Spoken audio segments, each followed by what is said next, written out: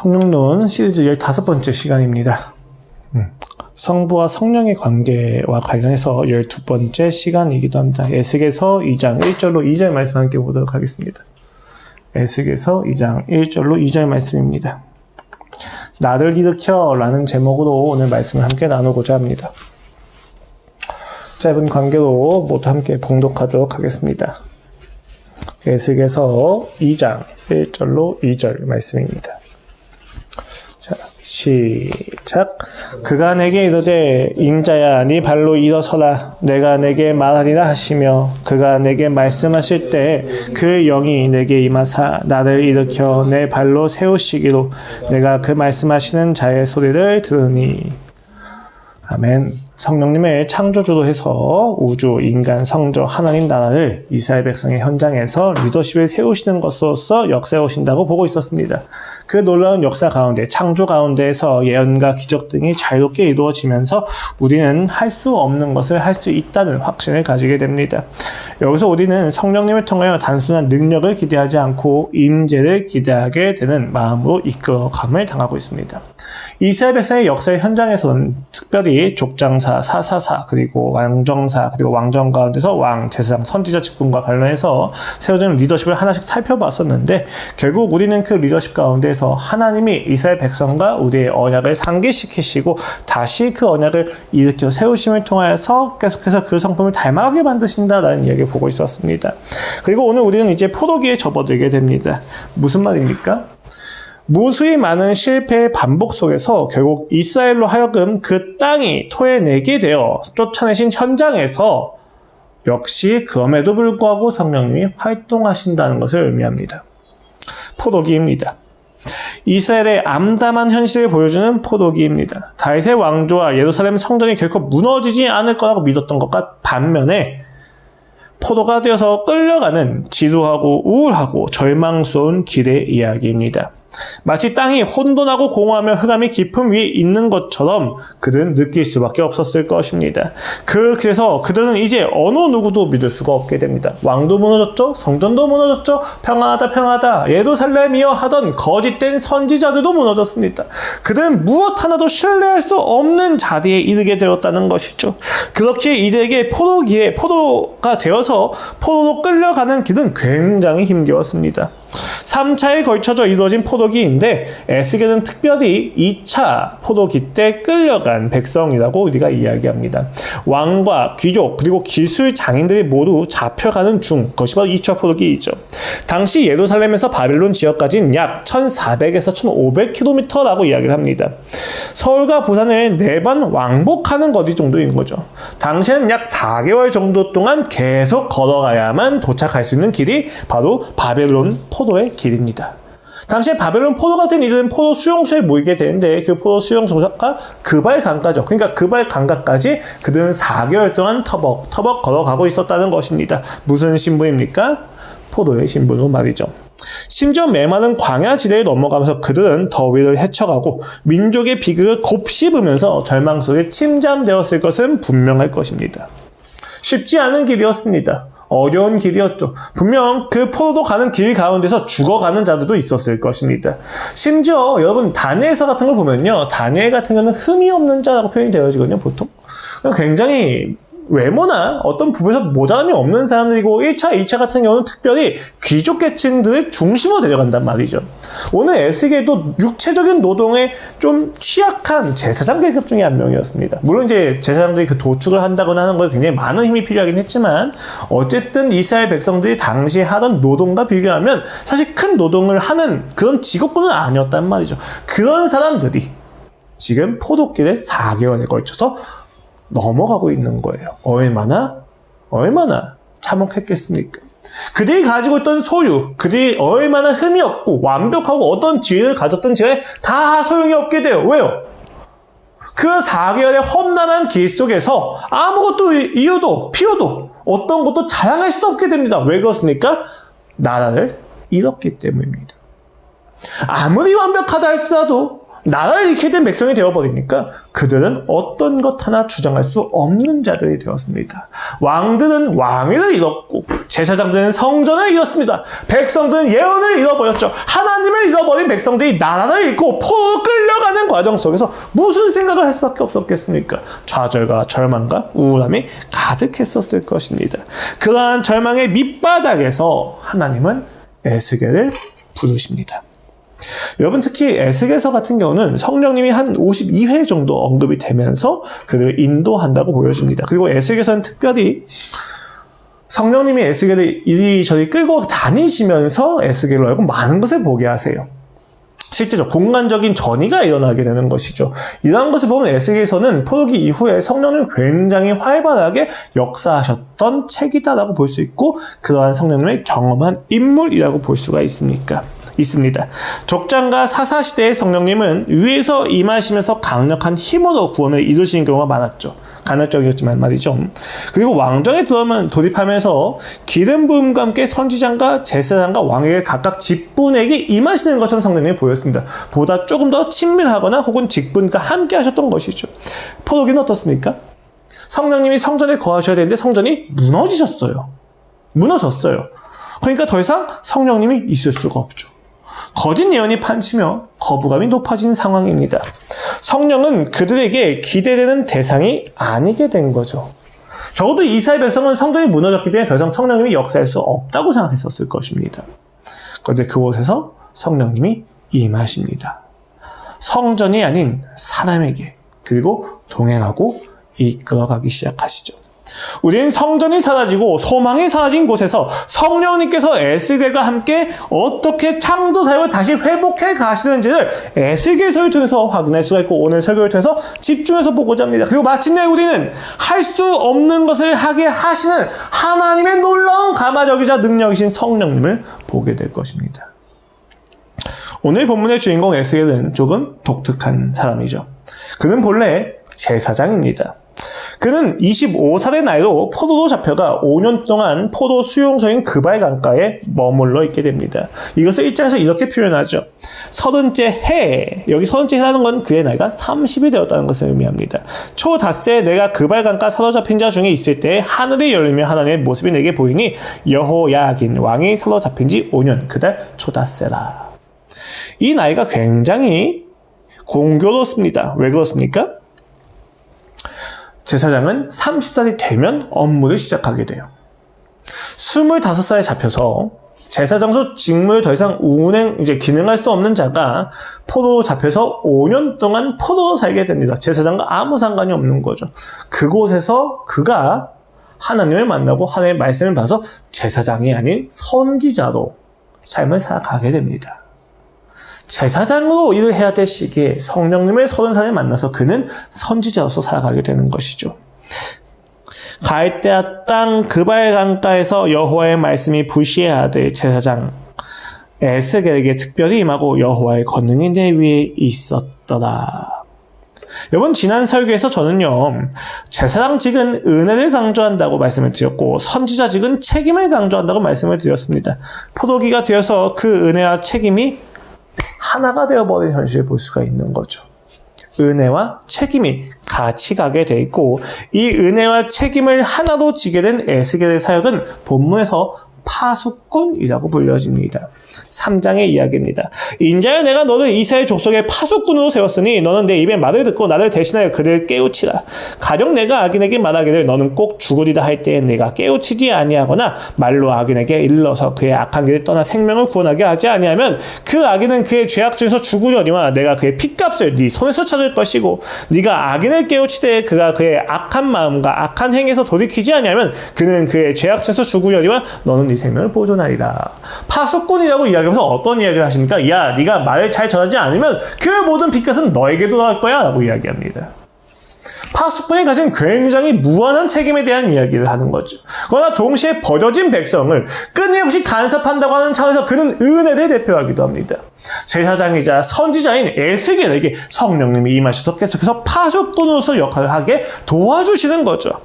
포로가 되어 성전을 잃은 이들은 하나님의 은혜를 간구할 방법이 없습니다. 실패했고 패망하지 않았습니까? 언약이 파기된 것이죠. 그런데 하나님은 다시 선지자를 불러서 언약을 일으켜 세우시고 되살리시고 그들에게 말씀하십니다. 그리고 그 언약을 기초로 한 선지자를 파수꾼으로 불러 살게 하신 거죠. 누구보다 먼저 하나님의 진노를 보고 나팔 소리를 들으며 죽을 악인들로 하여금 돌이켜 살게 만들려고 하는 역할을 에스겔이 가지게 된 겁니다. 우습지 않습니까? 지금 이스라엘 백성은요, 어느 때보다도 파수꾼이 필요 없는 시기예요. 왜요? 적이 없어요. 왜 적이 없습니까? 국가가 없기 때문입니다. 그들은 이미 패망했다고요. 그런데 파수꾼을 세우십니다. 무슨 이야기입니까? 이스라엘이 망했다고 해서, 성전이 무너졌다고 해서 그들이 지금 하나님의 백성이 아닌 것이 아니다라는 거예요.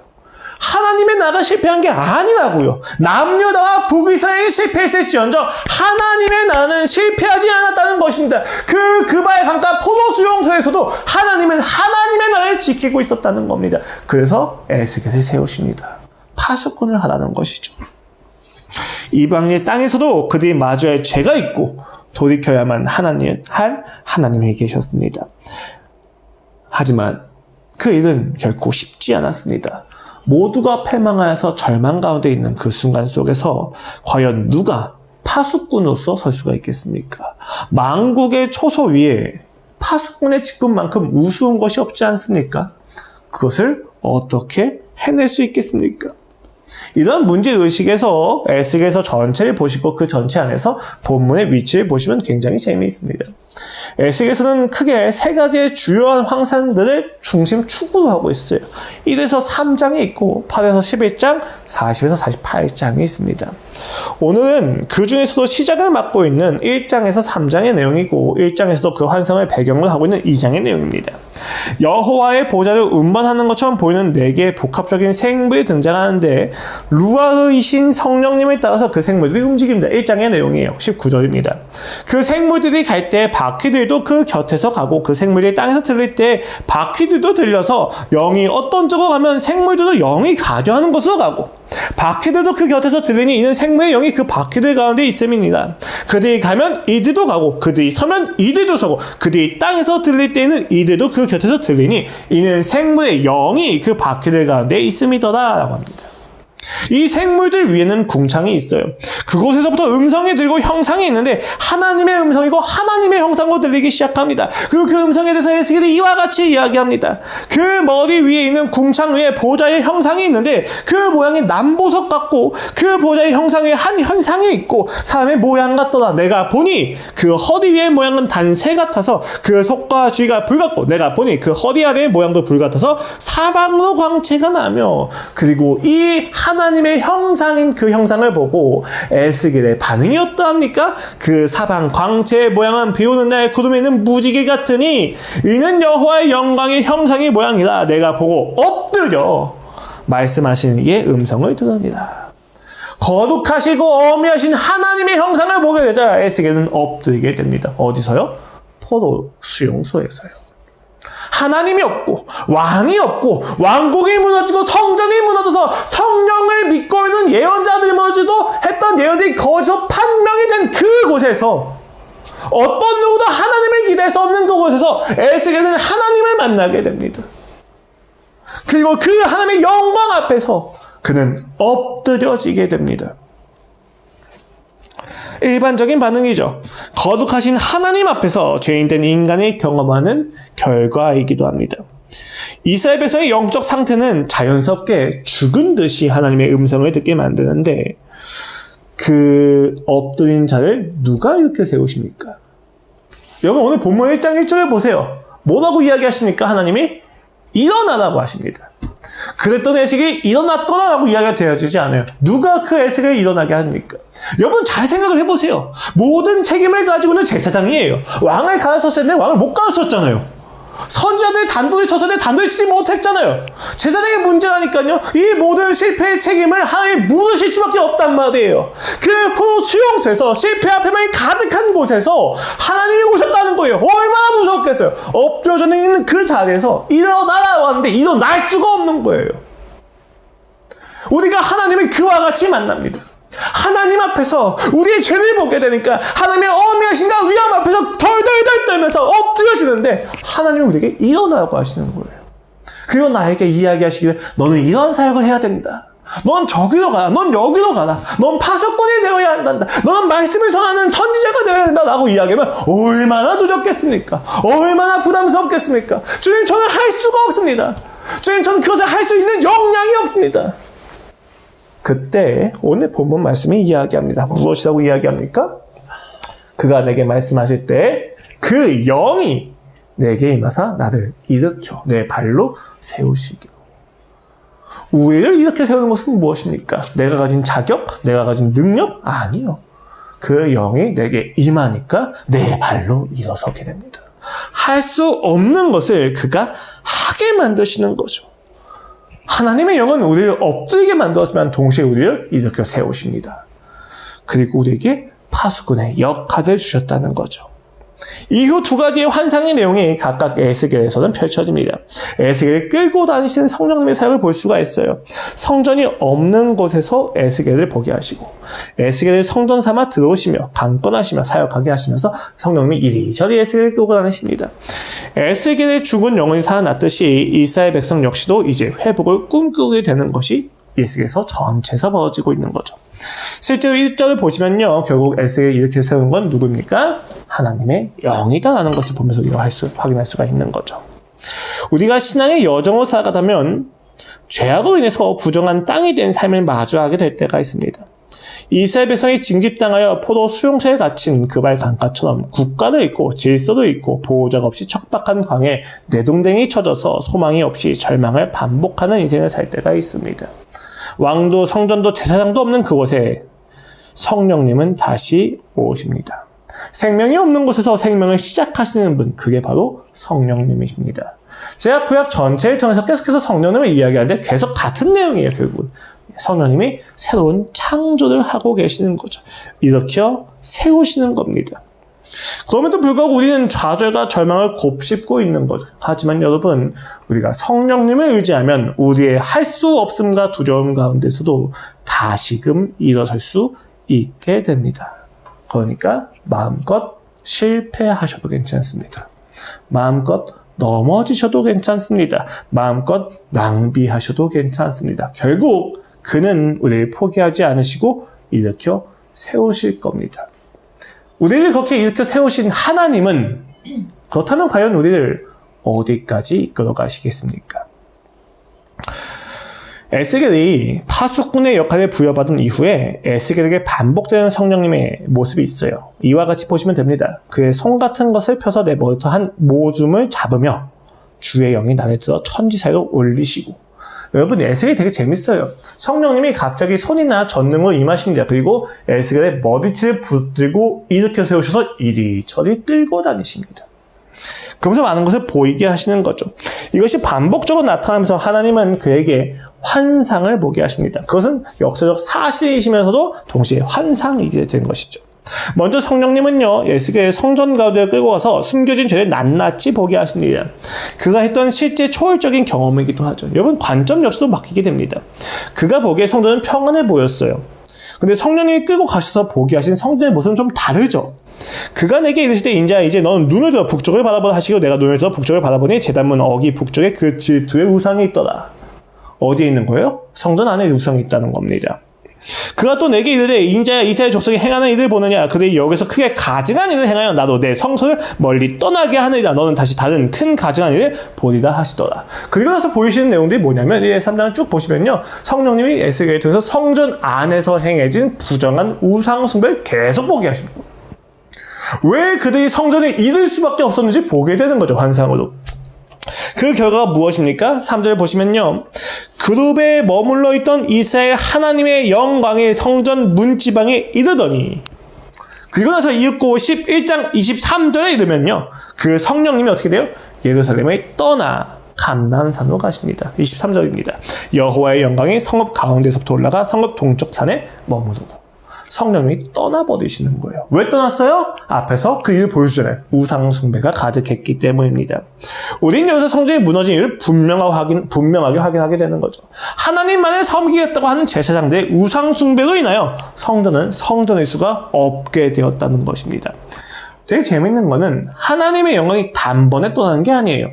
점차적으로 떠나는 모습을 에스겔을 통해서 보여줍니다. 무슨 이야기입니까? 그분의 오래 참으심이 얼마나 긴지도 우리가 확인할 수가 있다는 거고, 동시에 이스라엘 백성이 그 오래 참음을 넘어서까지 패역하게 행했다는 것을 볼 수가 있는 것입니다.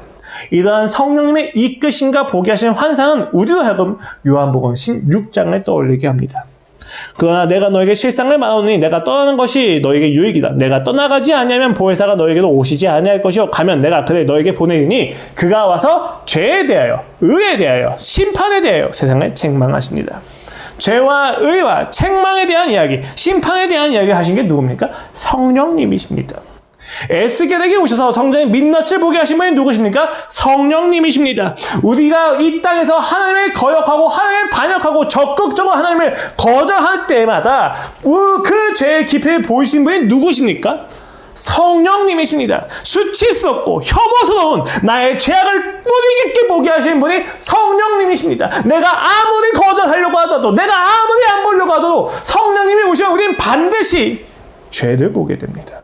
내가 얼마나 하나님을 싫어하는지, 내가 얼마나 하나님께 반역하고 있는지를 우리는 성령님을 통해서 보게 된다는 것입니다. 그러나 죄에 대한 지적에서 성령님은, 그리고 에스겔에서는 끝나지 않습니다. 하나님은 에스겔에게 이와 같이 말씀하십니다. 그런즉 너는 말하기를 주 여호와의 말씀에 내가 비록 그들을 멀리 이방인 가운데로 쫓아내어 여러 나라에 흩었으나 그들이 도달한 나라들에서 내가 잠깐 그들에게 성소가 되리라 하셨다 하고, 성소가 더럽혀졌고 무너졌습니다. 그러나 하나님은 여전히 그들에게 성소가 되어 주십니다. 심지어는 이와 같이 또 말씀하십니다. 내가 그들에게 한 마음을 주고 그 속에 새 영을 주며 그 몸에서 돌 같은 마음을 제거하고 살처럼 부드러운 마음을 주어 내 율례를 따르며 내 규례를 지켜 행하게 하리니 그들은 내 백성이 되고 나는 그들의 하나님이 되리라.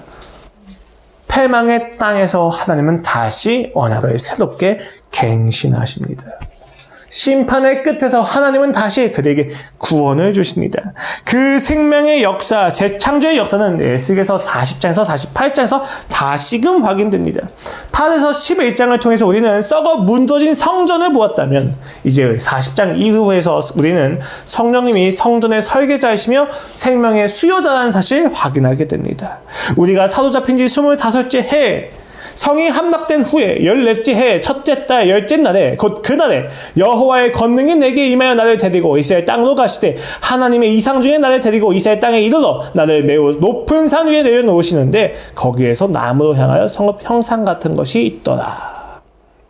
그리고 그곳에서 하나님은 천사와 함께 성전의 세심한 부분 하나씩 측량해 내십니다. 그리고 놀랍게도 43장을 보시면요, 동쪽으로 떠났던 하나님의 영광이 다시금 돌아옵니다. 그 후에 그가 나를 데리고 문에 이르니 곧 동쪽을 향한 문이다. 이사야 하나님의 영광이 동쪽에서부터 오는데 하나님의 음성이 많은 물소리 같고 땅은 그 영광으로 말미암아 빛나니 그 모양이 내가 본 환상 곧 전에 성읍을 멸하러 올 때 보던 환상 같고 그 바의 강가에서 보던 환상과도 같기도 내가 그 얼굴을 땅에 대고 엎드렸더니 여호와의 영광이 동문을 통하여 성전으로 들어가고 영이 나를 데리고 안뜰에 들어가시기로 내가 보니 여호와의 영광이 성전에 가득하더라. 성전이 왜 무너졌는지 보시고 성전을 떠난 모습을 보시고 다시 성전을 세우신 다음에 성전으로 들어오시는 모습을 그가 보여주시는 겁니다.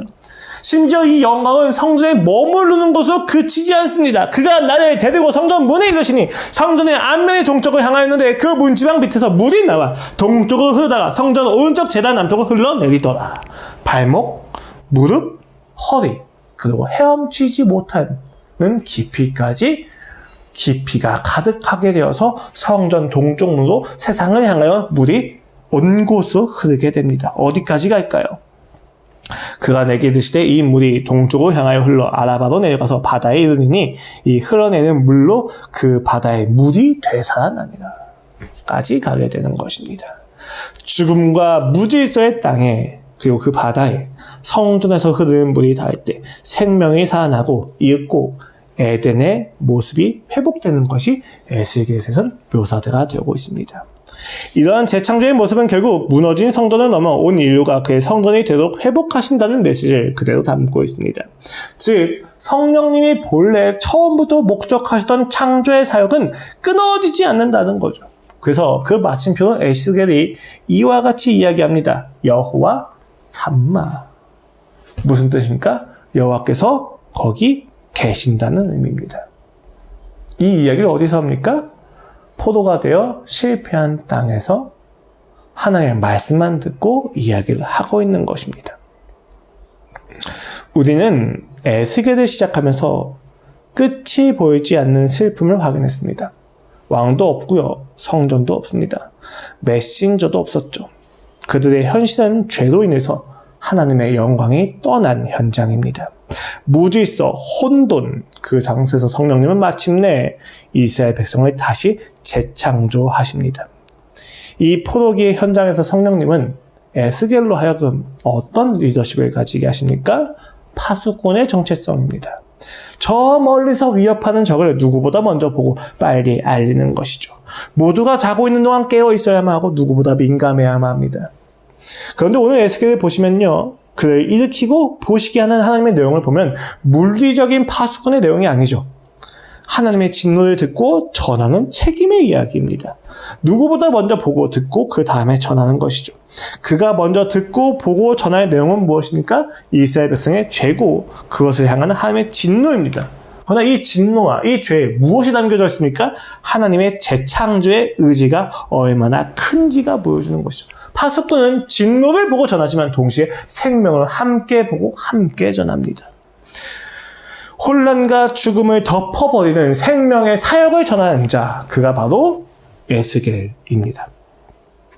그래서 에스겔의 결론이 무엇입니까? 파수꾼이 된 에스겔이 이스라엘 백성에게 마지막으로 전하는 내용이 무엇입니까? 하나님이 그럼에도 불구하고 거기에 계시더라는 것입니다. 여전히 계시더라는 것입니다. 야, 지금까지 우리가 많은 패망과 많은 배신을 당하면서 속고 속아서 결국 이 포로된 자리까지 왔는데 그럼에도 불구하고 하나님이 여기에 계시더라 라고 에스겔은 전하고 있는 것입니다. 그렇기 때문에 우리의 심판과 우리의 진노와 우리가 당하고 있는 이 모든 죄의 값이 우리의 운명이 아니다라는 거예요. 결국 우리는 다시 돌아가 다시 회복될 것이고 성전은 다시 하나님의 영광으로 가득 차게 될 것이다 라고 에스겔은 전하고 있는 것입니다. 어떤 누구도 성전을 꿈꾸지 않는 현실 속에서 누구보다 먼저 성전이 회복될 모습을 보고 전했던 파수꾼 누굽니까? 에스겔입니다. 그리고 그것이 오늘날 우리가 회복해야 될 영성이기도 합니다. 오늘날 교회가 어떻습니까? 포도기와 같지 않습니까? 영향력을 잃고 구심점을 잃고 세상의 방식으로 살고 있는, 그리하여 어떻게 보면 교회의 가장 황금기를 누리고 있지만 황금기인 동시에 교회의 가장 암흑기를 겪고 있지 않습니까? 그래야 우리는 어쩔 수 없이 불가피하게 교회가 중심이 되지 않는 사회, 교회가 무너진 시대에, 교회가 무너진 것을 회복해야 될 시기가 아니라 무너지고 나서 그 황폐한 땅을 살아내야만 하는 시대를 준비하고 있지 않습니까? 그 시대에 우리가 하나님의 영을 받아서 할 수 없는 것을 하게 하시는 하나님의 성령과 함께 해야 될 것이 무엇입니까? 이 절망에도, 이 아픔에도, 이 정말로 어쩔 수 없는 배낭 가운데에서도 결국 하나님은 거기 계시다고 이야기하는 것입니다. 모든 사람들이 부정할 때, 심지어 교계의 사람들마저도, 목사님들마저도, 선지자고 불려진 제사장들마저도 부정하고 있는 그 시대 속에서 아니야, 하나님은 여전히 여기 계시다고 이야기하는 것이 우리가 이 땅에서 살아내야만 하는 모습인 것입니다. 우리의 책임인 것입니다. 이것을 위해서 우리는 하나님의 진노를 이야기하고 동시에 하나님의 생명을 함께 이야기하는 것이죠. 그것에서 하나님은 삭제되지 않으십니다. 하나님은 죄와 타락에도 여전히 우리에게 책임을 다하고 계십니다. 그리하여 우리는 성령님의 내주를 경험하게 되는 것이죠. 이제 우리는 에스겔의 예언을 통해서 무엇을 보게 됩니까?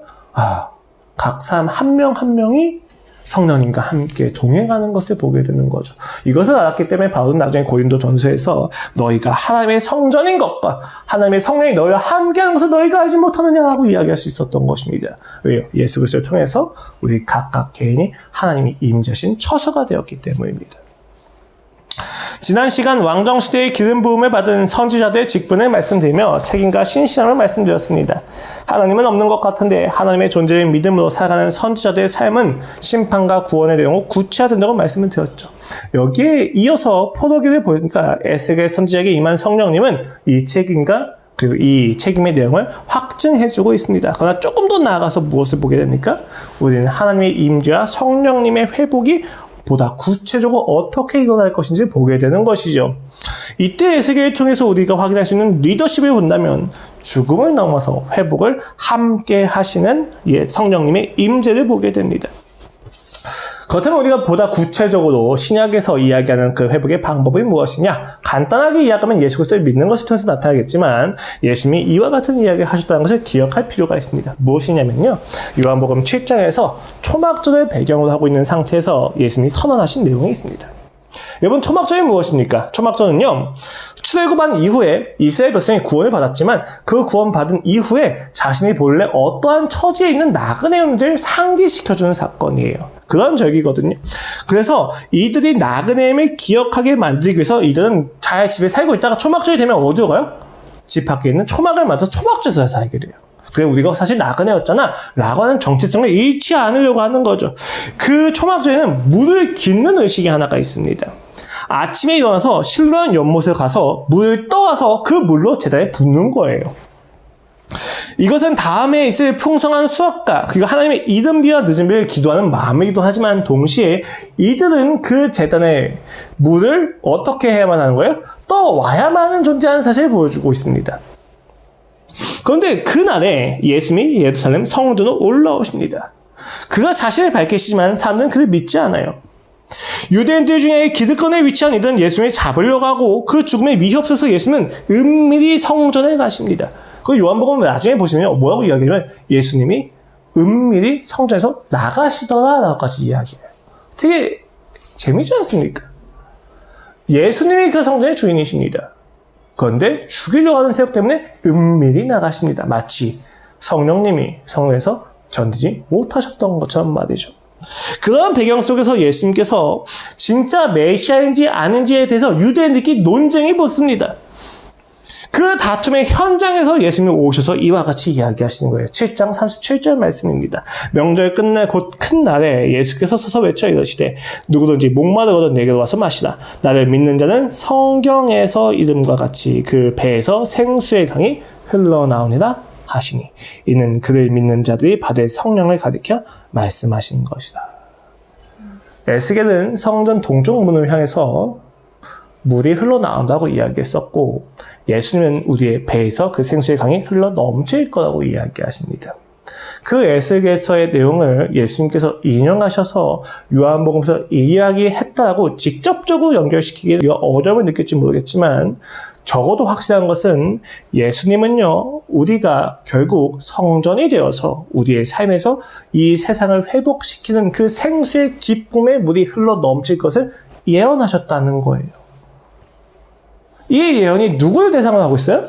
성전 중심으로 살아가고 있는 유대인들을 대상으로 하고 있단 말입니다.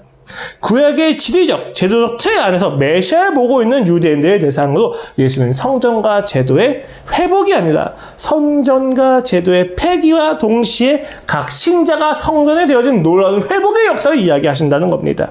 이때 초막절에 실로암에서 떠와서 붓는 물은 더 이상 필요가 없게 됩니다. 왜요? 예수 그리스도를 믿는 사람들마다 그 생명의 생수가 배에서 흘러 넘칠 것이 분명하기 때문입니다. 예수 그리스도의 죽음이, 그 부활이 하나님의 임재를 우리 모두에게 확인시켜줄 것이기 때문입니다.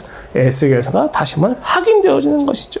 성전이 없고 왕이 없는 땅에서 우리는 성령님을 통하여 하나님의 임재를 다시금 확인하게 됩니다. 그리고 그것을 확인하는 되는 곳에서 우리는 무엇을 다시 보게 됩니까?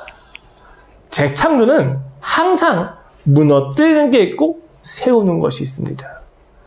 무너지는 것들에게 의미가 없다고 볼 수는 없어요. 그것을 통해서도 우리가 하나님을 믿어왔었기 때문에. 다만 용도가 끝난 것이죠. 제도와 성전으로 대변되어지고 있는 그 질서를 통해서 신앙의 전부를 확인하는 것을 그가 끊어버리십니다. 실제로 메시아가 왔는데 아무도 못 알아보잖아요. 성전과 제도 중심의 편견 때문에 그 예수를 볼 수가 없단 말이에요. 실제로 7장에서 논쟁을 보시면 어떤 논쟁이에요? 야, 이 사람이 갈릴리에서 났다. 베들레헴에서 났다. 베들레헴에서 무슨 선지자가 났습니다. 이런 얘기 한단 말이에요. 아니 어떻게 예루살렘이 아닌데 메시아일 수가 있어? 하고 이야기를 한단 말이에요. 그래서 몇몇 사람이 야 근데 갈릴리에서 예수님이 난다고 이야기했잖아. 이런 얘기하는데 씨알도 안 먹힙니다. 거기서 막 싸우는 거예요. 무슨 이야기야? 성전을 중심에 두고 그 성전 중심의 사고방식으로 메시아를 끊임없이 판단하고 있었단 말이에요. 그런데 예수님이 오셔서 그 성전 중심의 사고방식에서 무엇을 이야기하는 거예요? 성전에서만 물이 흘러나오고서 기다고 있는 사람들에게 예수님이 오셔서 야 너희가 나를 믿게 되면 나를 믿는 자는 생수의 강에 배에서 흘러나오게 될 거야 라고 하는 거예요. 성전에서 흘러나오는 물을 기대하지 마렴. 내가 너의 진짜 성전이고 내가 너에게 성전이 되게 할 것이니까 나를 믿는 자에게는 이게 그 기쁨의 강에 오늘을 회복시킬 놀라운 생명의 샘수가 흘러넘치게 될 것이라고 다시 회복을 선언하시는 겁니다.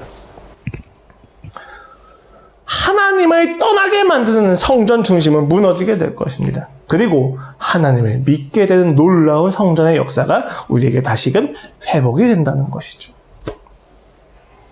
파수꾼은 그렇습니다.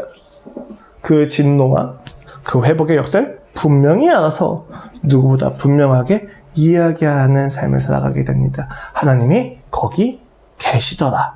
여호와 삼마입니다. 우리의 절망스러운 죽음도 고난도 하나님의 임재를 막을 수 없다는 사실을 깨닫고 우리는 다시금 무릎을 꿇는 것입니다. 오늘날 파수꾼이 필요한 시대입니까? 필요하지 않은 시대입니까? 오늘날은 여전히 파수꾼이 필요한 시대입니다. 어느 누구도 인정해주지 않는 파수꾼이 필요한 시대입니다.